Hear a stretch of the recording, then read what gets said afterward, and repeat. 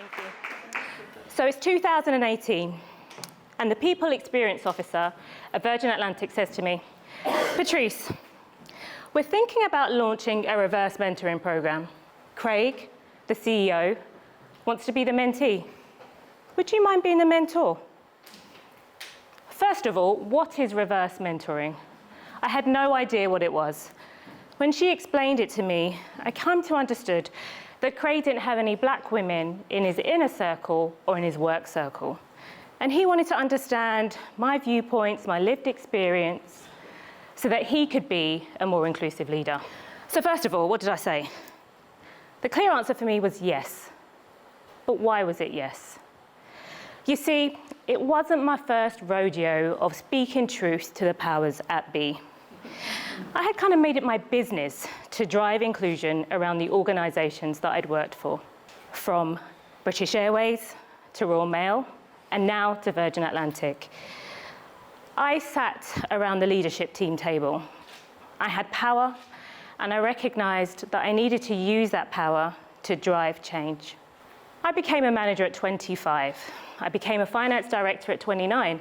But what that meant was I had people in my circle who were almost at the coal front. These are the people that did the day-to-day work. But the meetings that I sat with, there was a massive disconnect between what we talked about at lunchtime versus some of the conversations I was having in these leadership rooms. And that always drove me to have the conversations with senior leaders to challenge them about some of their viewpoints and opinions. When I came to Virgin Atlantic, it was pretty clear that I'd stepped into my inclusion journey fully. I came in, I said, look, I'm an exec coach, I really love to drive inclusion, and I'm really good at my job. At that point, I was head of commercial finance. So when I joined, I got involved in a few extracurricular activities. The first thing was I set up the first finance graduate apprentice program.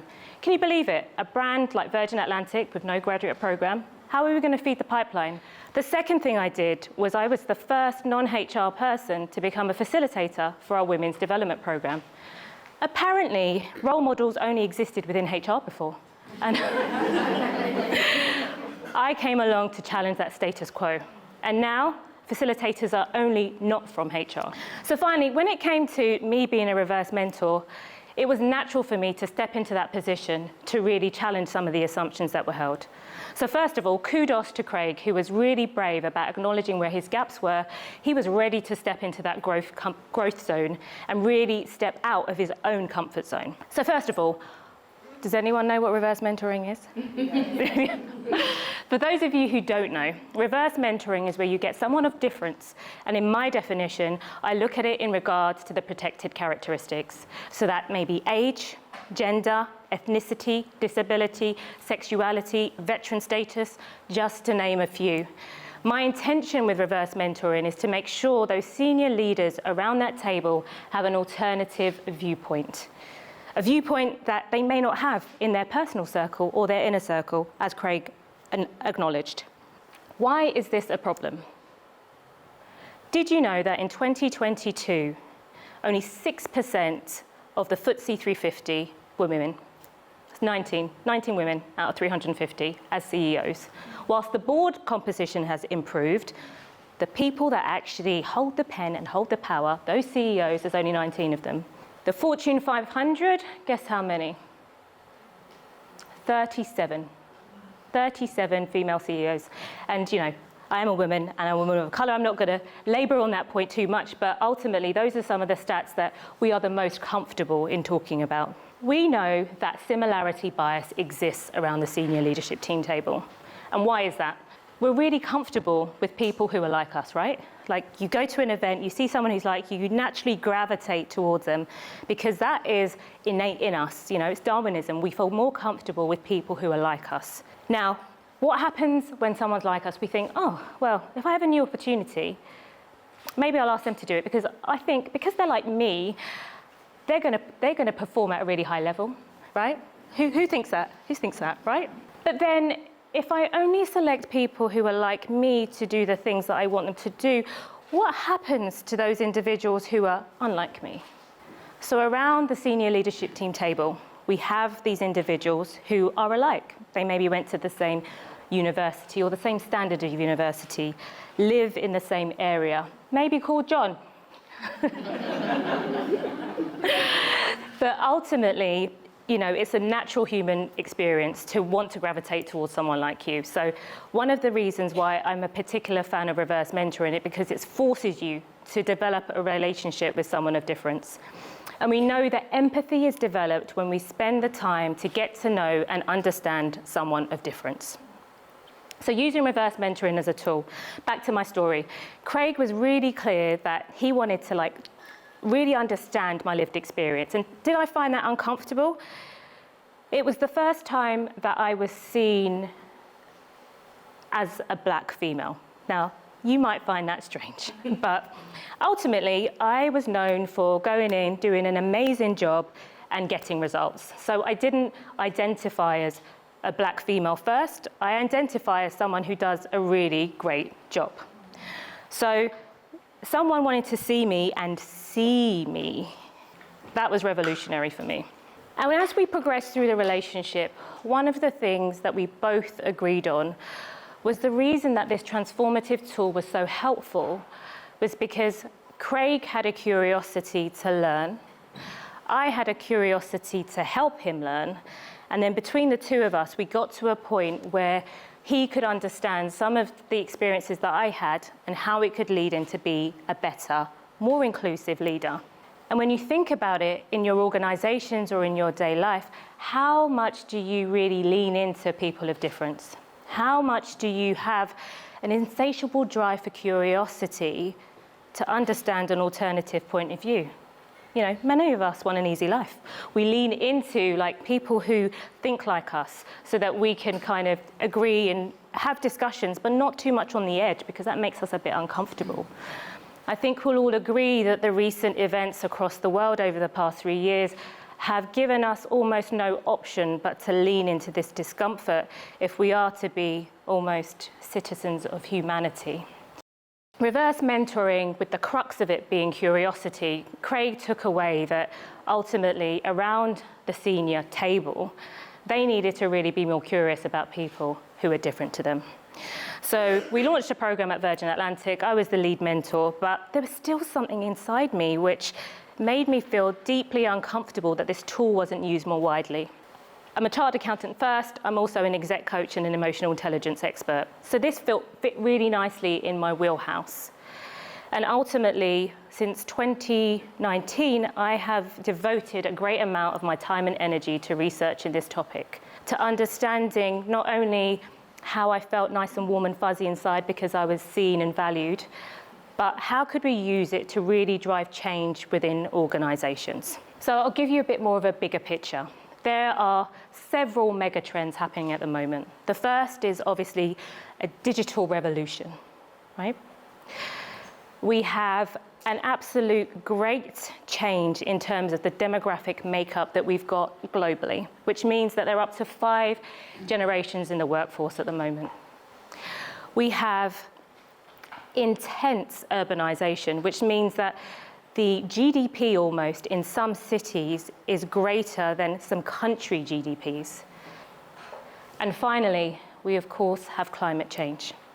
Amongst all this, within organizations, we have 69% of individuals saying they feel disconnected at work.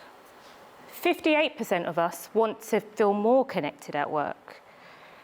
38% of us don't actually trust our co-workers. Now, we all have a role to play, right?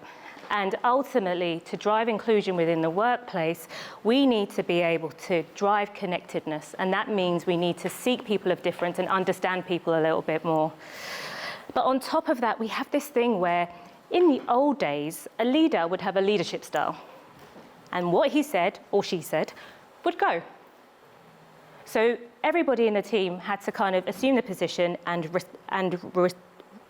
respond and reply to the leader in that way. Now, leaders have no choice now but to really lean into different leadership team styles. The recent Deloitte Human Insights report has told us that 94% of individuals believe that a different style, a more adaptive style of leadership is now required. Unfortunately, only 23% of those actually believe their leaders have those skills to do it. So how are we going to fix this? Enter reverse mentoring.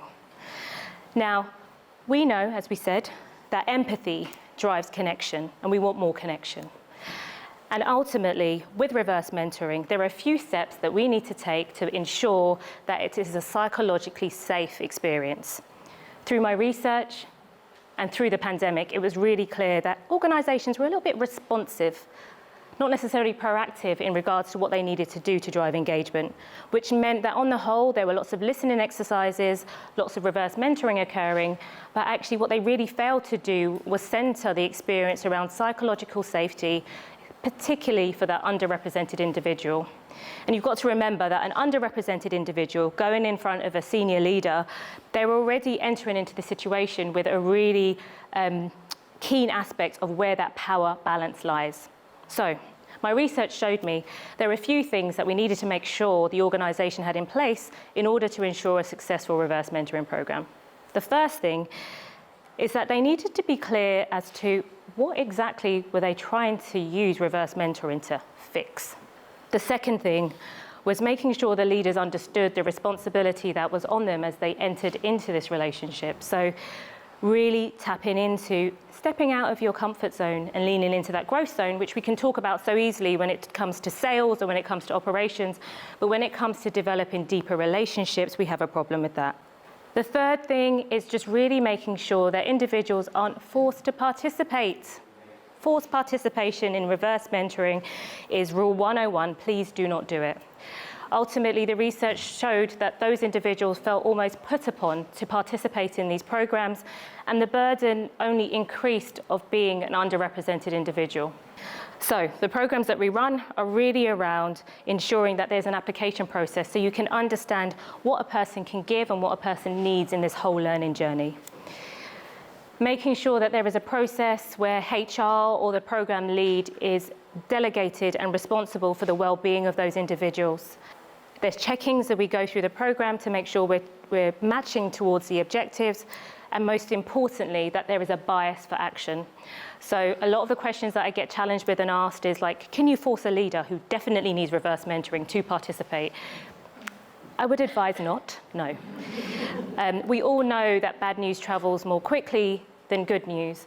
And ultimately in these situations, what you do see is not only the effect on the individual, the impact on the group, and also an impact throughout the wider organization. So it's particularly important that those individuals come to the table because they really want to. And then finally, I advise starting in a small group, test and learn, and then expand it too, because you want to make sure that it's useful for the organization, and it will mean that some things will go wrong.